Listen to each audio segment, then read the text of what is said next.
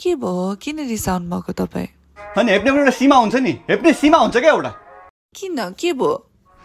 त्यो कान्छो ज्वाइँलाई चाहिँ खाममा पैसा दिएको, मलाई चाहिँ हातमा दिएको होइन पैसा। अनि तपाईँलाई त धेरै दिएको थियो नि त। किन दिने कुरा होइन नि त, रेस्पेक्ट चाहियो नि, रेस्पेक्ट। खै मलाई रेस्पेक्ट चाहियो, मलाई थोरै दियोस्, 5 रुपियाँ दियो हुन्छ मलाई रेस्पेक्ट चाहियो।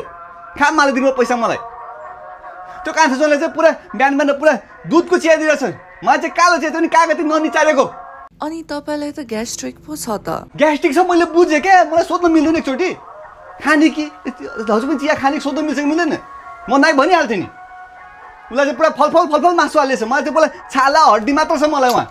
अनि तपाईँको दाँतमा अड्किन्थ्यो नि त। दाँतमा अड्के त म निकाल लाग्ने, दाँतमा अड्के निकाल्छु नि म। त्यस्तो खान मन लागेको थियो मलाई। उसलाई चाहिँ पुरा काँचको थालमा ल्याइदिएछ, काँचको थालमा। मलाई चाहिँ खण्डे थालमा दिएको होइन। अनि सजिलो हुन्छ नि त। मलाई खण्डे थालमा दिएर राखे, त्यो निकाल्न कति गाह्रो मलाई। आधी रस त ती खण्डमा अड्क्यो, कस्तो यसो बल्ल निकालेको मैले रस। उसैलाई माया गरे हुन्छ, कान्छो ज्वाइँलाई मलाई माया नगरे हुन्छ।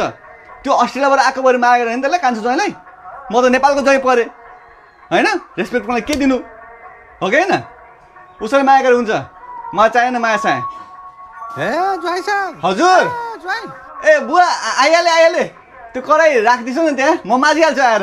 बुवाले बोलाएछ, म गएर आएर। कस्तो बिचरा भए, कति माया गर्छु फेरि बुवाले।